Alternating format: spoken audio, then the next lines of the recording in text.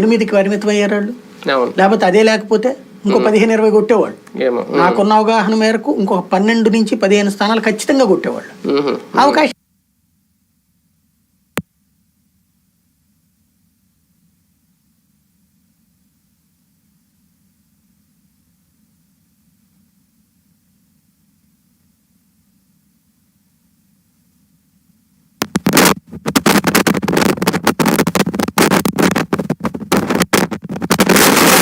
నువ్వు చేసుకోవాలి, చేసుకోవట్లా. ఇక్కడ కూడా శివప్రకాష్ జీ ఉన్నారు, సంతోష్ జీ ఉన్నారు, వాళ్ళు చూస్తారు. పొత్తుల సంబంధం నీకెందుకు? ప్రాక్టికల్ గా నువ్వు ప్రతి నియోజకవర్గంలో గెలవడానికి సిద్ధపడాలి. అప్పుడు మిగతా వాడి కథ ఏంటనేది నడుచుద్ది. ఇక్కడ సమస్య ఏంటి? వీళ్ళు అసలు ఏ ప్లాన్ చేయకుండా వాడు రావట్లేదంటే ఎట్లాగా? అంటే ఇప్పుడు వాడు పొత్తులు చెప్పట్లేదు కాబట్టి ఏం తిరుగుతున్నా అంటే అసలు నిన్ను ఎవడు అడగమన్నాడు? వాళ్ళు ఏం చెప్తున్నారు? పొత్తు సంగతి నువ్వు వదిలేవాయా? నువ్వు ముందు పార్టీని బలోపేతం చేసుకో, ప్రతి నియోజకవర్గం పోటీ చేసుకో.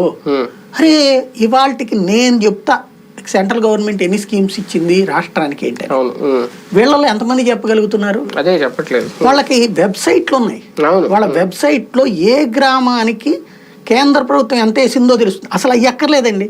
వికసిత భారత్ అని ఇప్పుడు కేంద్ర ప్రభుత్వం పంపించింది స్కీము. ప్రతి ఊర్లో కూడా ఒక వ్యాన్ తిరుగుతోంది.